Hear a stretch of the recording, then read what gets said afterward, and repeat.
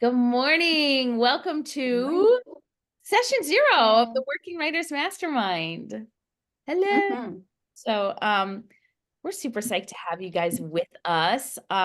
We have an incredible team of coaches here, and we're gonna dig right in because every week that we get together is when we want to bring you guys value for every minute. So, again, I just want to say welcome. You're gonna get a chance to meet all of us here really shortly, but I want to talk to you about the Working Writers Mastermind. We're all here, all four of us, because it is possible to make a living from your words. And we're gonna actually talk about that a little bit today. We're gonna talk about, first of all, who all of us are, and what the model is, what the skill and joy index is, and what to expect if you join the Working Writers Mastermind. Um, as we said, this is all about because it is possible to make a living with your words. And we always love our favorite quotes. Our wonderful Turn here has put together these slides, and she had a quote in one of her presentations. And I was like, oh my gosh, you guys, I want a quote in my presentation. And so, good Wayne, find a job you enjoy doing, and you'll never have to work a day in your life. I love this quote. It's also a lie. I don't know.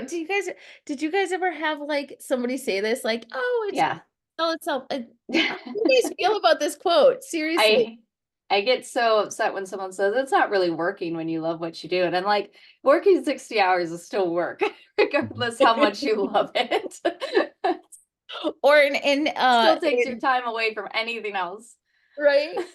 Tony, and you're like easily working 60 hours because you're working like right now, you're working your way toward writing being your retirement job. So you're working your regular job Yep. and this job. Yeah, So but when I work on this job, my wife says you're just playing because you're not really working, and it's like, what? It's That's like, that expectation stuff we were talking about. mhm. Other people don't get that. It's work. it's work. Yeah, just It's because we fun. play in our heads. Yeah. Just because I'm having fun doing what I'm doing doesn't mean it's not work. Yes, yes. So So true. fulfilling, but it's work. I mean, that's why we're called the Working Writers Mastermind. We Yeah. are not just like the Playing Writers Mastermind. I mean, it's just Mhm.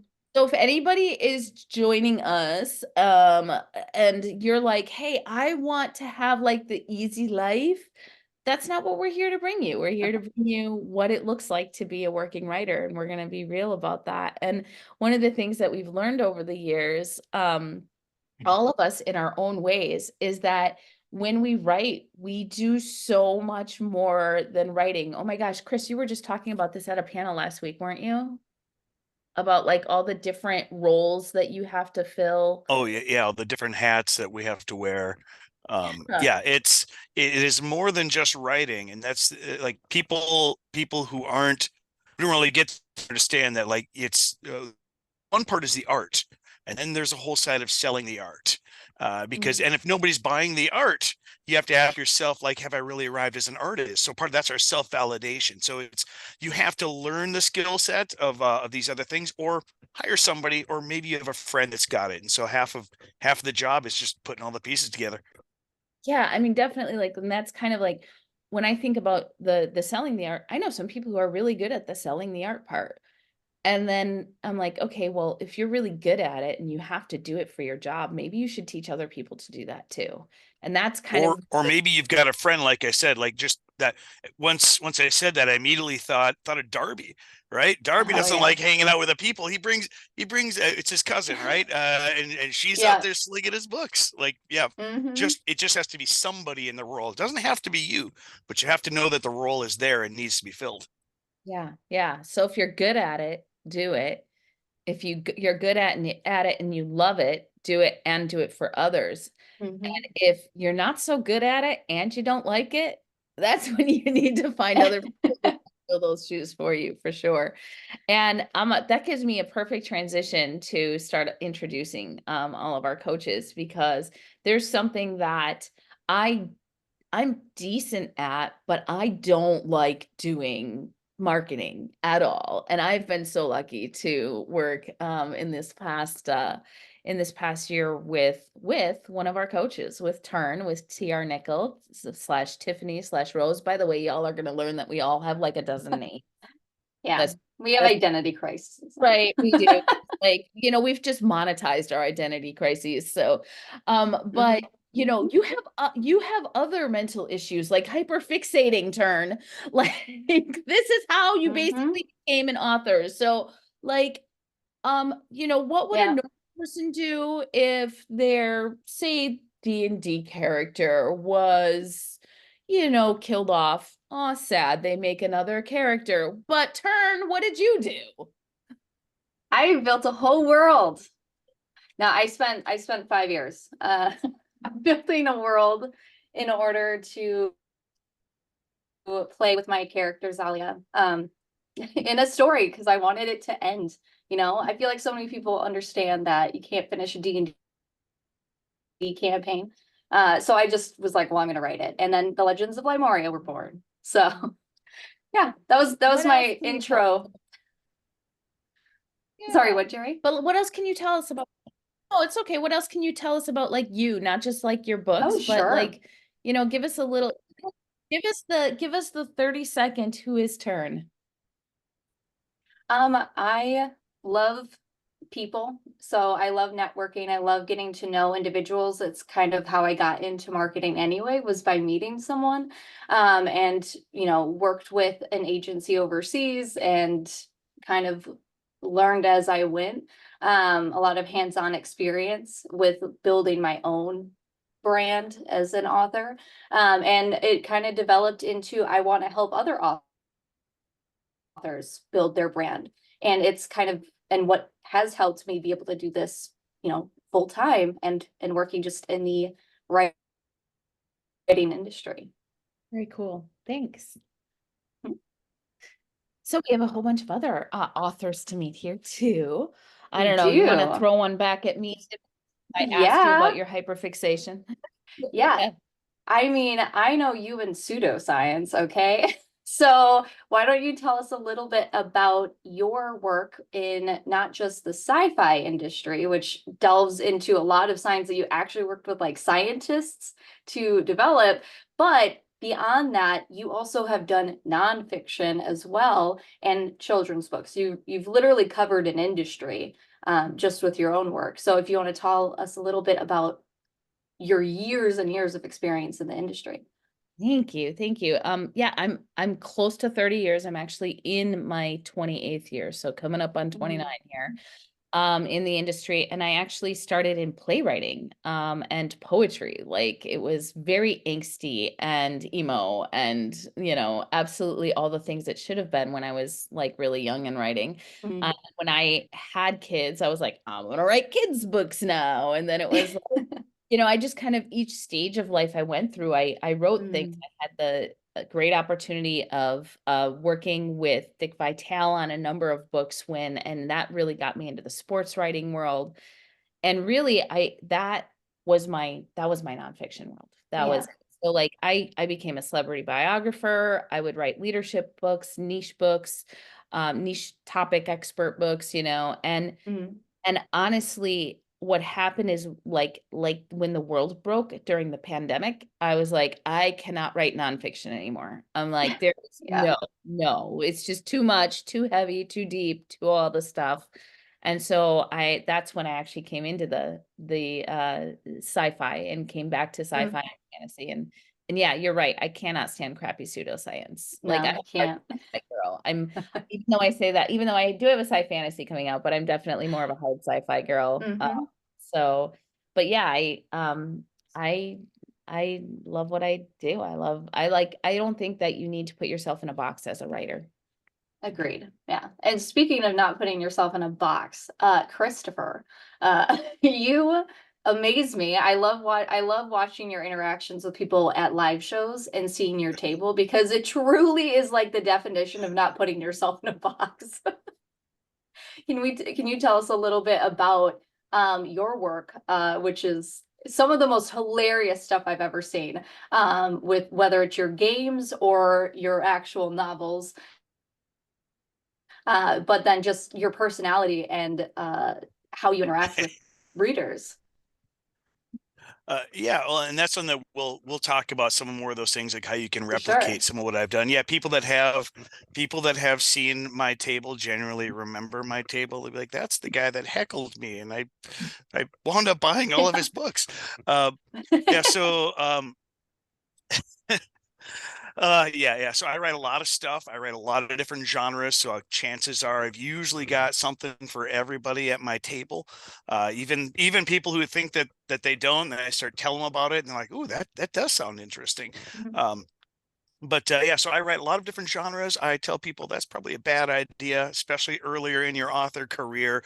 So I made all the mistakes, I guess, is what I'm saying, and turned them somehow into a career. I guess I'm a career screw up. That's so anyway, I'm Chris. I write books that nerds like, Mhm. sci-fi, fantasy. I've been around a long time as well. My first book came out.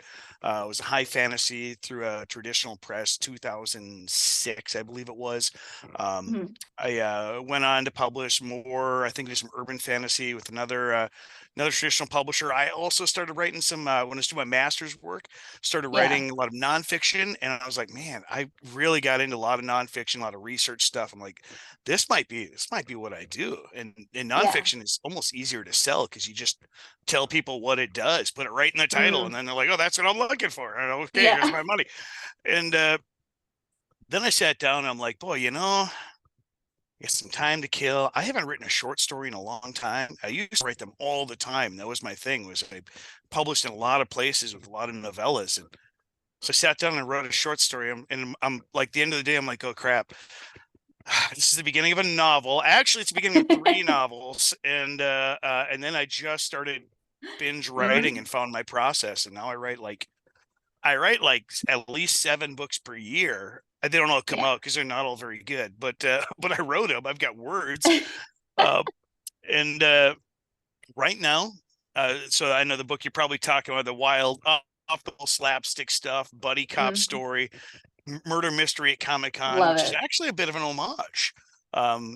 As I didn't know it, but as I started writing it, thinking I had a unique idea, somebody's like, "Oh, did you ever read this book?" And like 5 or 6 people at Mm. conventions asked me if I had read "Bimbos of the Death Sun" by Sharon McCrum, and so I went out and bought a copy. I'm like, "Yeah, there's some nice like formulaic parts I can pull out, like as far as like Yeah. things to think about in the process and all of that, and actually Easter egged myself into the whole book, and it's just kind of funny." I love that. Yeah. No, that's awesome. And it's really cool that you talk about things that have been done before, and you think that we create something like unique in a world that nothing is like truly unique anymore, because we've all been doing something creative for thousands and thousands of years, right? But Tony, you are absolutely like it blows my mind. As like a high fantasy author myself, you've somehow like just really delved in creating something that is entirely different. Um, do you want to talk a little bit about like your creative work of developing your world? Like I spent 5 years, I'm a history nerd. I absolutely love bringing real world problems and reworking them into fantasy to work through them. But you've like created something entirely different, outside of what even exists. Do you want to talk a little bit about your creative process and doing that? Sure. Well, I am severely dyslexic. So when I was in school, I did everything I could to avoid reading and writing. So it just made sense I became an author. Obviously. Yeah. Um, so by the time I graduated from high school, I could barely read, maybe at a fifth or sixth grade level at best. Mm, It was the training that school provided that didn't click with me. And so I actually had to train myself afterwards and reprogram my brain how to read and write. And it was the writing that actually retrained my brain how to read. So mm, my mother encouraged me, my wife encouraged me to do more writing. And so that's how I became into the writing room. But actually, from a story standpoint, I started playing Dungeons and Dragons back in '77, back when it was, on all the TV and radio that it was the yeah. demon's work, right? So I was apparently in some part of cult or something. But anyway, we we were playing Dungeons and Dragons. I had a 10-year campaign, and I fell in love with world building. I love to do research. So I didn't want to regurgitate what Tolkien did with elves and dwarves. I felt he did a great Yeah. job. So I wanted to start something different. So I started doing a lot of research on evolution, on how civilizations grew, how they formed in the first place, different cultures. I was fortunate enough to grow up in a situation where my father moved us around a lot, working with the aerospace program. So we lived in Africa, we lived in all over the United States, we lived in all these different cultures. So I was able to absorb some of that and learn from that. And I spent 30 years making notes, creating a 5,000 year encyclopedia of this different world and the different types of cultures, the different types of how magic works. I love science and how could magic really work.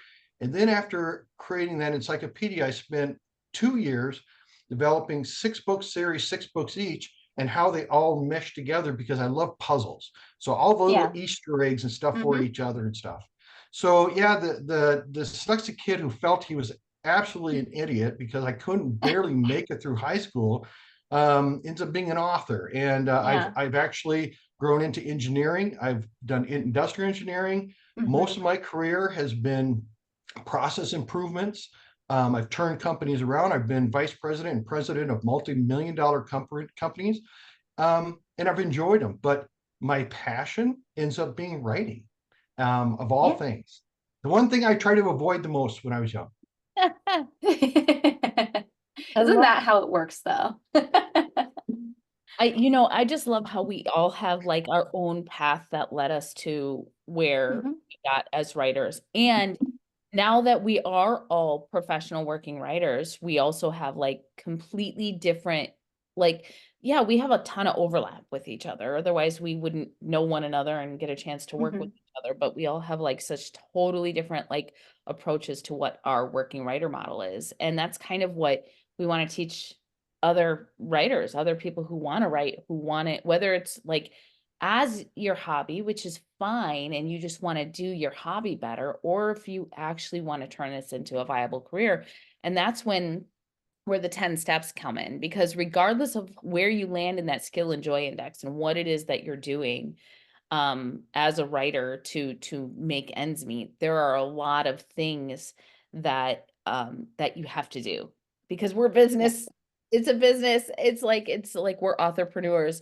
And so we kind of like the idea of the working writers model is that you go, okay, like these are things that I'm really good at and that I can then maybe monetize. And then these are things that I can do for myself. And there are a lot of different skill sets. It could be anything like editing and layout to Tiffany does wonderful launches and Tony does like these amazing like workflow processes that I'm definitely in need of because he watches me like flounder all the time. And like Chris is like incredible at like connecting with his community, whether it's like his Air D&D stuff that he does for his bed and breakfast or his newsletter or his in-person sales. And so we all like know that we can bring something to the industry and we want to bring it to all of you guys. And so we're going to talk to you about like what some of those 10 steps are that if you join us in the Working Writers Mastermind, things that we're going to be going through. And Chris, I'm going to let you take it away right at the top of our model, writing your mindset. Yeah, so writing your mindset, I guess a big question, what does it really mean? And maybe then what does that look like? What are we going to cover? So for me, writing your mindset, I actually wrote myself. I thought it was so clever the other day. I'm like, writing your mindset to the writing mindset. So Ooh. my sense of humor will not improve. But yeah, to me, it really means refusing to let, and this is a very clinical definition, but refusing to let a lack of information or blatant disinformation steal your joy or hamper your business by giving you unmet expectations. So, and really, all of frustration is just having the wrong expectation or an unmet expectation. So, if you have the right expectation that's achievable, attainable, all those things, you'll be able to find joy and success in that. And things that we'll cover, setting the right expectations, what predators in the writing industry look like, what red flags are, why this is a big one, why we have this faulty image of what a real writer looks like. Let's so show of hands over here in the pictures, who's ever been told, well, you're not a real writer, right? Like, people say that to us all the time, and like, well, what's a real writer? Like, we have to understand what that really even means, and really nobody there's no meaning. That's the thing. So, but here's what our real expectations of an author or a working writer should be, and that's one of the things that we'll talk about. So you have the right expectations, otherwise you'll never know what success looks like.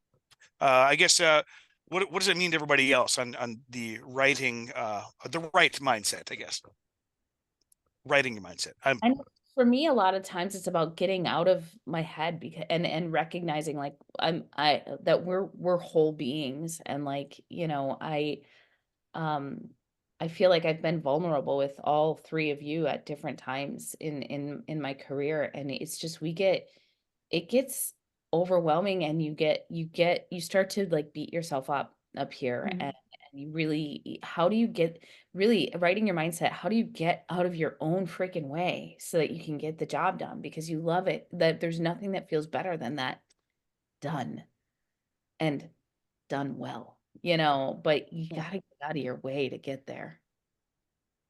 That's my Well, I'll go ahead next. To tell you the truth, I'm an engineer. And I'm just wired wrong. So I actually do my analysis. And industrial engineering 101 is you put your plan together, and if it's half effective as you want it to be, and it costs twice as much as you expect it to be, and it takes twice as long as you expect it to be, and you're still happy, move forward. okay. Well, we're gonna take a cue and we're gonna move forward to building your community. That's great. And then we'll move on. So I will say, so building your community has been really central to my writing career. And I feel like at this stage more than any other time in my life, it has really come to the forefront. Several of us who work together, including all of you here, we believe, we are independent for the most part, not that we haven't also been traditionally published, but we're independent, but we're not alone. We do this, we rise together. When we go to shows, we like to be near one another so we can be like, oh, hey, I don't have horror, but Christopher does. Go check his out. You want Mhm. high fantasy? Oh, you might want Tiffany, or you might want Tony's works. And, oh, you want that shared world setting? Oh, check out A.G. Wedgeworth. Like, we're gonna Mhm. like to build together, and it at the end of the day, what we do as writers, we're just like, we're in our own world when we're writing, when we're creating, that's our own thing. But at the end of the day, it doesn't matter if nobody else shares that, because we're creating art and we want that shared. So we want to both surround ourselves with the people who are going to understand our world and be able to lift us up. We want to surround ourselves with the people who are going to provide some of those skills that Mhm. we don't have.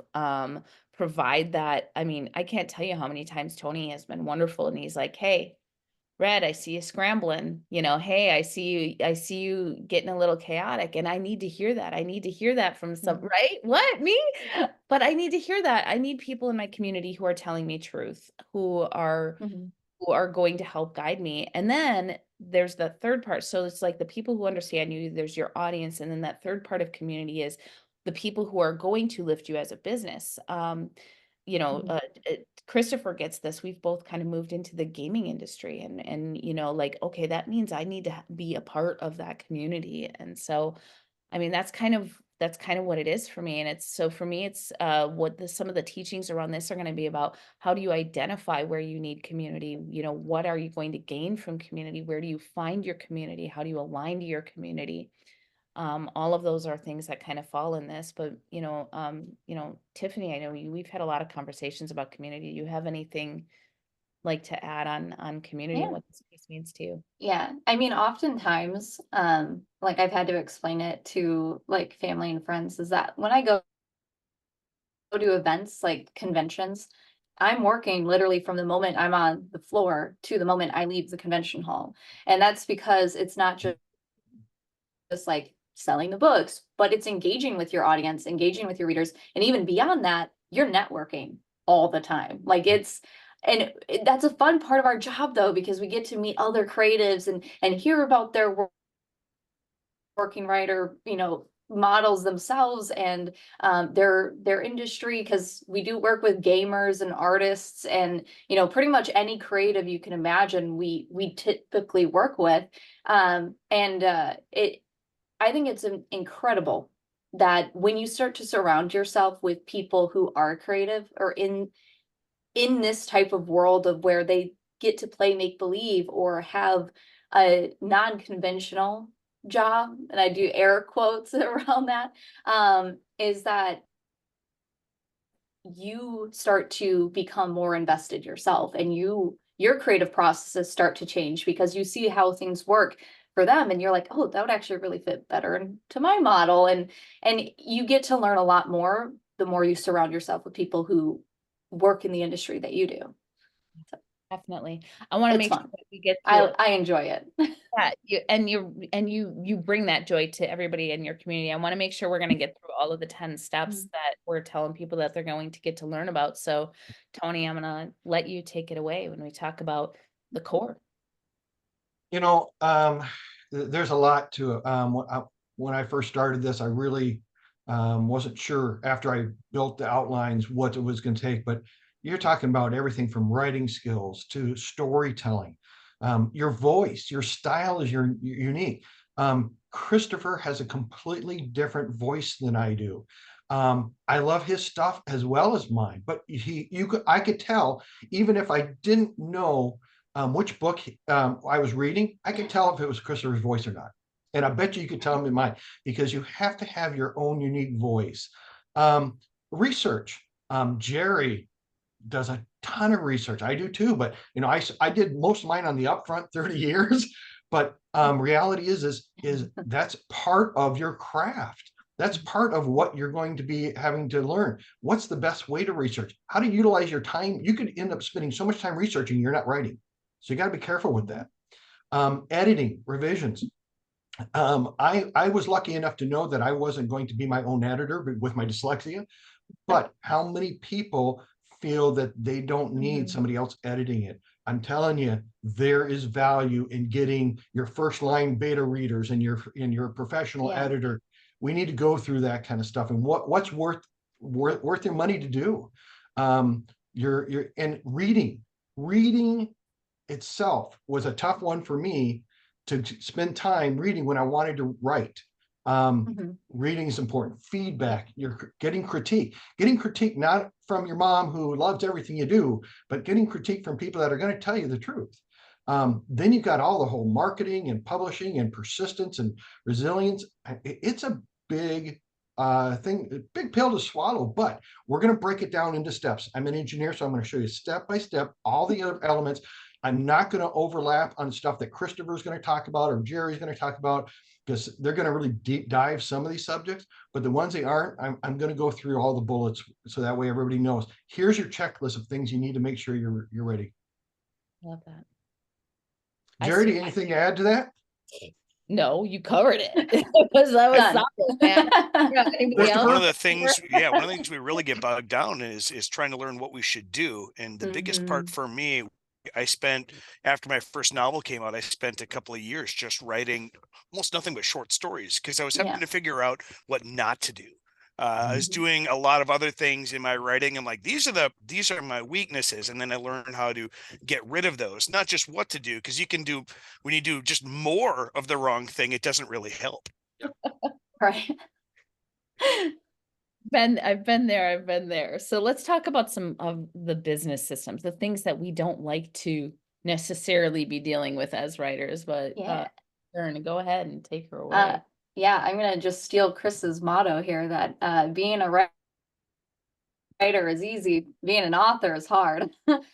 Because it is a full-time business. You are an entrepreneur. I know Jerry likes to say authorpreneur when referring to the industry of what we have to do, because we do have to wear 1,000 hats of uh, marketing, understanding the industry of like, okay, this is what would work best for a title, or graphic design, working with graphic designers, needing to know the difference of like budgeting and taxes and keeping your finances clean. There's 1,000 things that you have to know and do while writing and while publishing your work, because that's how a business runs.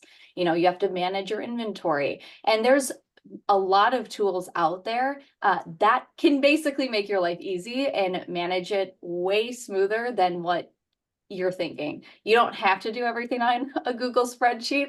You can, but sometimes those get a little bit messy, and it is nice when you can have just integrated systems that basically take all the data for you, and then you can come back and just be like, oh, I sold this many books this year, and I I know how to find all the details of my world because it's in a you know, a script bible.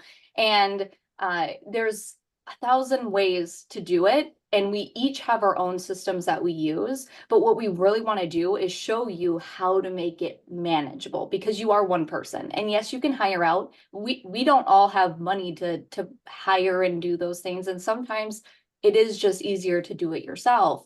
But there's ways to do it to make it more manageable. And so we'll walk you through that, along with like how a day-to-day goes when you're working for yourself, because it's not just waking up, sitting on the couch with a cup of coffee. But yeah, anyone have it to add to that at all? I think I think you covered it. It's a, you got, I think the summary is it's a business, and you have to learn how to run a business. Hmm. And running a business. So Tony, you're actually talking about budget. That's and which we're going to be Yeah. teaching. If for those of you who've been following along on the slides, I've been talking about when all of these are being taught. So Tony's going to be teaching us some detail on budget on July 16th. So take her away. What's that mean for Yeah. us? Well, you know, it doesn't matter what kind of business you're in. You can have the best books in the world, best pizza in the world, best whatever product you're selling. But if you're not budgeting and then watching your budget, loading in what the data was to see what your finances were, bounce it against that budget, if you don't pay attention to the money, you're going to be out of business. So, what are the basics of the budgeting properly for this industry? Now, there's a lot of little details that we're going to go through to make sure you watch for, because it's everything from making sure that you have a website to what are you paying for your software, your live events. Oh my God, Christopher, I could spend 2 hours going through all the details on what he's on the details of a live event and the cost, the potential cost, banners and booths and everything. But then I'm also going to go into proactively, how do you forecast? There really shouldn't be any surprises if you properly forecast. There's always going to be variances, don't get me wrong, but how do you look at that budget and then predict what the future is going to be based on historical data by your budget? Mhm. I gotta say, so Tony, this is like been as I had said in the beginning, it was like I've been through a lot of seasons of my career. And what's interesting, each one of them has basically been restarting a business. So like when I did the writing and biography, that was a business. When I did Christian memoir, that was a business. When I did children's book, that was a business. And each one of them was different. Each one of their budgets was different. And I have like this is an area where my husband slash CFO will tell you again and again that I have stumbled in this one. And it's hard because we as artists, we want artists to be appreciated. So we're like, well, I'm going to pay this much to my graphic designer and this much to my illustrator, and I'm going to pay this much for my cover. Of course you deserve to be paid. But meanwhile, we're not paying ourselves because we're like, our heart artists is like we want to give, but and that wears on you over time. You get resentment. So if the system is in place, you actually can prevent resentment, and you can prevent that burnout that we get as artists too. Yeah, and we'll be looking at return on investment. So as we're Mm. making our budget, we can look to see what is our expectation and what's the true return on investment based on historical data. Yeah. I think it's important, and because this is one of the biggest things that we struggle with, right? As authors, is like we do words and not numbers. That's most of our bent. And so that's why most people will look at this and be like, I'm just going to live in the budget. I'll figure it out. But like when I tell other authors, you're going to go and do a big show, because live shows are kind of my specialty. If you don't know what you're paying for your booth, you don't know what you're paying for a hotel, for your parking, for all these little costs. And if you look at those things, you'll know how many books do you need to sell to not have lost money. And like those are the important things. And when you lose money, guess what? You don't get to eat. So that's kind of how some of those things work. And maybe not, yeah, okay, I got a credit card, whatever. But at the end of the day, it's that stolen joy. So that's why this one is maybe outside. Like this is maybe one if you don't want to do this particular module, you need to do this particular module. Yeah. I think that's a really great way to measure that. Well put, well put.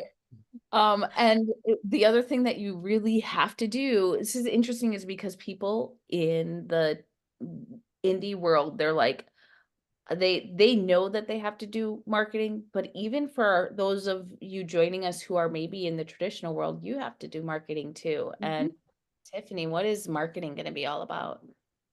Well, there's many different types of marketing, and what the biggest part is knowing what you're really going after. Each of us have our type of writing style, the type of community we want to build, which changes how you're marketing yourself altogether, right? We all know the universal truth is showing your face is just going to get you more interaction, right? Because people like to see people, but that's not to say that you have to. It could just be a small portion of the content, right? And beyond that, sometimes you would rather have engagement. You'd rather have people that you can talk about books who then you can recommend books to.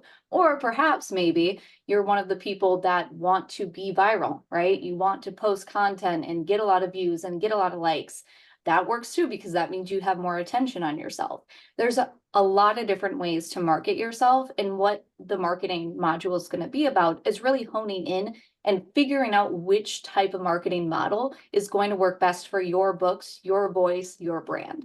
So, and beyond that, we get into really nitty gritty stuff of like building an author brand, because we are the brand, right? Don't mind Vaughn. He's trying to be Spider-Man right now. But building your author brand is just as important as building like your covers or selling your series or a book or whatever. You have to sell yourself. It is just the same, whether you're doing a live show, whether you're doing it online. And the hardest thing to do is market yourself. And I say that as a marketer who loves to market other people and not myself. I'm sorry. Exactly. That's true. Yeah. Sorry, what? Selling yourself without selling out. That's what you were saying, Tony, huh? Oh, yeah. Being genuine. Well, and the thing is, it's a big deal. Yeah, and there are going to be people that when you do start to sell yourself, they think you've sold out. And that's just stuff that we just gotta, we just gotta block those voices, get rid of those. So, but we don't have anything to market it. Chris is like, give me that. But if we don't actually put anything into the market, we have nothing to sell, nothing to market. So, Chris, that would be you on production, which you're teaching in the beginning of August. Yeah. So this is one I am a big creative. Like I love to do all the world building, all the character development, the interact. I write lots of very strong dialogue, and I'm terrible at numbers. Like I just dislike math so much. However, like sitting down and like putting together like the book, like from start to finish, like I'll be talking about it and kind of the nuances of it. I've been mentoring other authors for years, and they're like, "Can I just pay you to do this? I hate this so much." I'm like, absolutely, like gladly. Here's what it'll cost you. I'll outsource the things that I know people who are better at than me and hire them. Anyway, so let's talk about what it means, what it is. Production, this really is the nuts and bolts of making your book in a professional manner. So it's going from idea to paperback. So it really is the creation of the actual product. It's going to involve a bunch of different things. Like you got to have your layouts, you got to know what gutter margins are. It's a lot. It's a lot of little minutia and all the things that come together. It's all the things you don't even know that you don't know till you know that you don't know them. What we're going to cover, knowing which industry standards you need to follow, what they are even, and maybe, like I said earlier, it's important to know which ones you can it's also important to know which ones you can intentionally buck, because there are some that I'm like, that's absolutely the wrong thing based on what the market is. And like, for an example of that is, one of the industry standards is above your UPC, you're supposed to have the price on it. Don't do that. Not anymore, because you want to be able to change the price, especially as an indie. You're not sending this all across the country. You need a standardized price. So we can eliminate little ones that people won't notice, but you can't forget things like good cover art, having an editor, having your margins set properly. So other things, and then we can move on real quick. Things we can ignore and should ignore, but where to get things printed, pros and cons about printing at different print shops, and how to get them. Software that will help take the difficulty out of the process. And then the big one that people are probably really curious about, coming off of what Tony does, how much money are you going to make? And obviously that's important. When you start, a lot of people think, I just want to be published. I don't care. You better get to care, because there are ways that it can happen where you actually owe people money to have sold a copy of your book. And if you don't set some of those numbers correctly, I'm thinking exclusively integrating Ingram Spark with shipping to a live event. You can go up, sign a bunch of books, and then you have to pay the printer money because you set your price margins incorrectly. So those things are very important to know about. Yeah, I love that. I think you covered it. I think I when I talk production, I also always like to talk about the maximizing your IP. Like, you've spent all of this time creating this world, this character, this adventure, this story, nonfiction as well. A lot of us have played in nonfiction, and you spend all of this time pouring into it. And if you're producing it to feed into this narrow road of your audience and missing the entire, network of highways around it that it could also be on, you're really cheating yourself on the production side. Yeah. Unlike a lot of people on thinking the narrow path, it's still a wide path, but a lot of people are like, I'm just using Amazon for everything. Like, there's smarter ways to do it. And you can still you can get away from Amazon and still be on Amazon, and and you're making more money. So, and that's all the And business still thing on Amazon, because we do not want you off Amazon. It is the world's #1 bookstore. So do both. Yes, do both. Time. Talk to us about time. Yeah, so I have actually, because the fact my position, been running companies, owning companies and whatnot. So I've been putting in 50, 60 hours a week, every week for the past, I don't know, 20, 30 years. I've been fortunate enough to have a wife that has taken over most of the housework and all of the basics of the life. So after my 60 hours, I'm able to come down and work in the writing field. So I've been very fortunate. But when you're working 60 hours a week, you have 9 grandkids, you have 5 kids with significant others, there's sports, there's concerts. Where do you find time to write? That's part of my story compared to some other people's story, but it's time management. Where's the best use of your time? How do we plan the time? How do we prioritize which thing? That's one thing that I find a lot of authors, when they do have the time, are they maximizing it? Are they working on the right things that are going to get them to that next point? Those are the type of things we're going to talk about. We're going to talk about capacity planning and also predictability of your time. So what you don't want to do is end up having something, Jerry, I'm talking to you, feast or famine, where all of a sudden you've got 6 things loaded on the same week, and there's just no way you can work 30 hours a day. So how do you look at capacity planning So that way you can moderate and not have some days that, oh my God, I got a free day. And then all of a sudden, next 3 days, you're just loaded over to the point that you crash. So time management, how to prioritize your time, how to make sure you're working on the right, again, it's return on investment of your time this time, as opposed to return on investment of your finances. You nailed it. I know. Jerry. I love you too. I love all of you. All right, but let's talk about, so I'm going to talk about some of the tools, because I have had to use some tools to get some of my time in place. So this kind of category of the workers writer model. This is a little bit of our catch-all, because in the process of whether it's our sales and our marketing or our budget and our time or our workflow, there are, as each of us have mentioned, kind of as we've covered different topics, there are tools that are out there that are created that make our lives easier. And there are certain ones that I use every single day.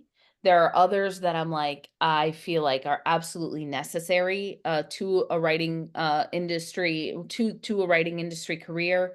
There are others that, we're going to talk AI in here, guys, because AI is is not something that in this Working Writers Mastermind that we are afraid of. We are creatives and we are all creating our own words. We will get our AI statement up on our website soon, but just so you know, we are creating our own words, but we do recognize that there are tools in AI that can make our lives easier so that we can get those words that we humans write out into the world. So this is really a catch-all. It's going to be everything from design and marketing tools to those distribution tools and those production tools. Chris was talking about having different things that that you can use to help lay out your books more easily. I know, Tony, I know you use some of the different editing software. Like, there are so many tools, you guys, that we use in a daily, weekly, annual, quarterly, level within our business. And we just kind of wanted to have a catch-all category that would help keep all of you on top of the things that are going to keep your careers moving forward. Does anybody have anything else they want to say about that? Okay. No, it's just another, there's a whole bunch of tools in your arsenal. We just want to give you all the options. And so that way you're going into this not, with blinders on. You have, here's the plethora of options. How do you want to run your business? Yeah, absolutely. Chris, you want to So take away on sales? yeah, absolutely. I'm going to do a little callback all the way to early on, talking about expectation and predators and stuff like that. I'm sure we've all seen, I have 100% certainty, we've all seen those people who come up to us with questions, whether it's whether it's online on our social media or like at a booth, and you hear these stories about how, yeah, I had a book and it's supposed to come out, and I gave the publishing company, like $10,000, and like, people that fall prey to those predatory places are people that just don't know how easy those tools are or where to find them. And there are reasons that you might go to some of those places and give them money and then receive your product back. But most of those people, especially if they approach you first, you need to really tread lightly, and red flags and warning bells should be going off. So and here's why. And so I'll bridge that with this. I was at a convention. I do a lot. I think I'm doing my last count was 48 live events this year. I think I'm probably at more like 54, because I think I just added one yesterday. Some of those midweek, some of them are one day, and then you can pop to another day long. But I was at the show, and I see this guy, and he had a book that I was like, man, I am the target market. This is awesome. It actually was nonfiction. I was just like really digging it. It was this nonfiction topic meets nerdy stuff, and I'm like, that's fantastic. And I flipped it over and I looked, and I saw who his publisher was. I go, ooh, flipped through it, look at the price tag, and I said, I know what you pay for these books within 30 cents. And having a conversation, it was real slow show at that time. And so I told him, and he goes, yeah, that's pretty much spot on. I said, so I know what this table costs because I'm right behind you on the other side of this this drape. I said, okay, yeah, I've heard your pitch. Your books sound good too. I'm like, I said, I want to buy your book, and I'm going to absolutely buy your book. But I'm telling you right now why I've got some stuff, and I just want to give it to you for free because you need this.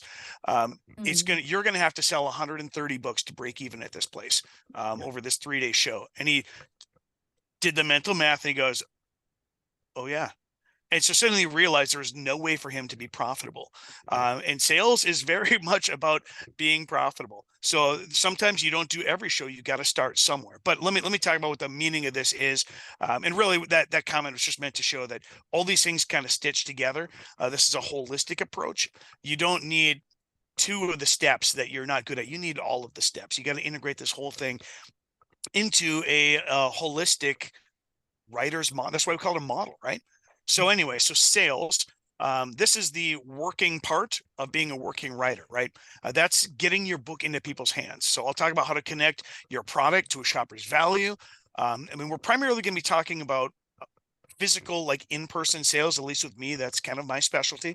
But we're also going to talk about a little bit about like some digital distribution. Like if you go to my website, if you click and you buy in one of my books, how that gets to you, why you should have some of those things. So and a lot of it is, it's the same mentality, but a slightly different process. So we'll talk a little bit about the process on that.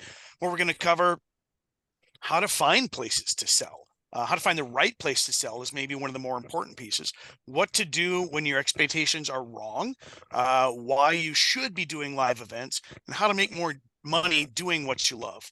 In addition to other things you should be doing at those places that are maybe sales adjacent, that have a high value and a high return later on. But really for me, if I define writer and author differently, and I know you probably all have heard me say this before. Writers tend to write for themselves. They need to get their words out. If nobody ever reads it, they're fine. But for me, part of being an author is that my characters don't really come alive unless somebody else is reading them. And honestly, I don't work for free. So my wife told me I got to knock that crap off, because I used to just, oh yeah, you want a book or whatever, you can't afford it. And now I'm like, you know what? Here's my card, buy it on my website, I'll autograph and send it. So find ways to pierce through that noise, to overcome resistance, and get your book into people's hands so that your characters live, because you spent months to years crafting this thing. You owe it to your characters and to be paid for it. Yeah. I think that's the bottom line. I mean, honestly, we should all be paid for what we're creating. And that's why our model is, because it is possible to make a living with your words. And one of the things is, as we've kind of talked through this and we're wrapping up, and we're going to let you know what you can do to join us. So you guys have 4 coaches. So in this group, like at different times, different ones of us might be teaching within each topic, because as you heard, like each of these topics has many, many subtopics. And so what you're going to get is you're going to get these great lessons. You're going to have a live coach with you. In addition, you're going to have another coach that's there in that session, that's able to moderate, to ask questions, answer questions that you post, bring your questions to the coach that we have in that session. And we're trying to bring you as broad and as specific of an approach to being a working writer that we can. 4 of us, we're all out there, hoofing it, doing it. We're doing it online. Tony is amazing with getting his Amazon followers. Tony, who's frozen right now. I think he just unfroze for us. That's good. And then we've got Chris, who's like really, he's bulking up his shows, whereas, I've kind of pulled back on some of mine. Tiffany is nailing the store partnering. Like, it's really going to be a part of our model. So you're going to get to experience all of our different models. You're going to get to hear about all of these different lessons from multiple people. We're going to share this slideshow up in the group. And we're also, you may have noticed that I had like our dates that we're teaching on all of these here. I'm like, oh, that's August 13th, that's August 27th. So those will all be in there, but there was a blank date, and that was July 27th. And that's because we're all gonna be Gen at Con. Gen Con. So Woo. so yeah, we may have some fun live videos or something for you guys from there. And I guess I would love to hear so my purpose in writing is connection. That's always been my purpose. And I'm grateful to be connecting with these coaches, and I would like all of us to help to connect with you so that you can use your stories to connect humans in the real world. And I would love to hear just kind of a closing reality from each of our other coaches. Please share, why are you doing this, and what are you hoping to get out of the Working Writers Mastermind with those who join us? You want to start it, Nicole? Nicholas, Nicole. over to you. I know. Everyone, I have 1,000 names, like I said, but yeah, my main thing, and it's even in my author note in my first ever published book, which is anyone can be a legend. I've lived in my imagination since a child, and I never lost that. And I feel, as I had so many people telling me that this is not something that I can do, this is a fantasy, that none of this is real. It's a 3% shot, in which that's true, but it's more possible than you actually think it is. And so I really just want people, just through my books, I want people to write. I want people to feel encouraged and read it and feel inspired. And that just gets continued. I get to help people make that a reality for them. And because I know what it was like to hold my book in my hand for the first time. I posted it online, embarrassingly enough, and I was super emotional because I'm not an emotional person, but it's the most incredible feeling in the whole world. And I want every single person in their life to have that moment where it all just feels like it was all worth it every second. So Cool. Well, I'm going to let Christopher go last because I always enjoy hearing what his anecdotes are. So for me, I write just for the passion. I just love it. It started off as a hobby. It started off as some way to help me get over my dyslexia. But when I start getting feedback from fans where they'll bring me gifts at different Comic Cons. I've gotten leather book covers with one of the characters etched into it. I've got people that have tattoos of the book covers on their arms. I mean, it's crazy. But to know that you've affected somebody's life for the better is simply amazing. I get letters back from overseas and military people saying that I helped them get through things, challenges and stuff. That hits the soul. I love it. I won't stop. Thanks. That's you, Christopher, you live? Chris, you can't escape. Well, I thought Jerry was next, or did Jerry go? And Sherry went? Oh yeah, I thought maybe you had. I guess I'm looking at my screen. I'm looking going up. So yeah. So that's right. Jerry said she writes because she connects that way, and that's really kind of how I am. I engage through story, and really, like, so you have a story, the story that you write, or actually, so I've got a story. Jerry's life story is over here. And if we write one more story that interlinks it, it becomes kind of one of those, like a chain, right? And so that's our chain of connectivity with each other. I've done a lot of talks at libraries about like how fandom connects us all. I mean, we can be all across the map and the spectrum on age, on politics, on all the divisive things. But like, oh, but you like Harry Potter? Maybe I'll pick a different one other than Harry Potter, because Yeah, I even was now, like, that just was the liking wrong Harry one. Potter political for is that some chain reason. breaker. But the idea, though, that we are still connected by that, even if that's maybe in a negative connotation of ways, but stories bind us, they link us. But more importantly than that, I think stories are something that we birth. Like there's a thing that we talk about in the writing world, how when you're editing, you have to learn to kill your children, which is we say that because we know it sparks an emotional response, but sometimes you got to take a really good sentence and cut it. But so the idea, though, of having children in the writing world, like all of your books are your babies, right? There's this idea of us as creators birthing life. And so for me, I just really fell in love with that idea of making things and sending it out into the world for other people to enjoy. So it's not just connecting, but it's it's not just connecting with people horizontally, but it's connecting with God, the creator above, where we're like, I am mirroring this aspect of the like, it's almost like I create out of religious fervor. My books are, I mean, 50 Shades of Worf is not a religious book, but I'm connecting with people and still channeling something that is in at least a deep spiritual level to me, some ways holy. Uh, Very even cool. even if it's titled 50 Shades of Worf. Seriously though, you guys, we are Red, Tony, Chris, and Turn, and we are your 4 working writer coaches. Between the 4 of us, we have over 200 books and over 80 years of cumulative experience to bring you the working writers model, because it is possible to make a living from your words. This is the QR code. Feel free to scan that, or you can go to workingwritersmastermind.com.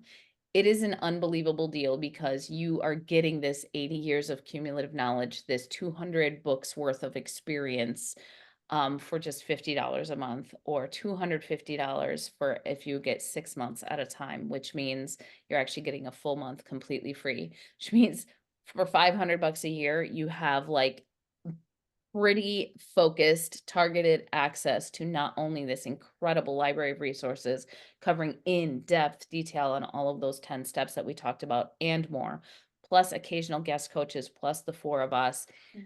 You can get all of that for $500 a year, y'all. It's just, it's a really great deal. I am super, super honored to be working with these 4 coaches, but we are hoping that you are going to be a part of our mastermind as well. And so, hope to join you soon. Hope you'll be joining us soon. Again, it's workingwritersmastermind.com, and we look forward to working with you this year. Bye all.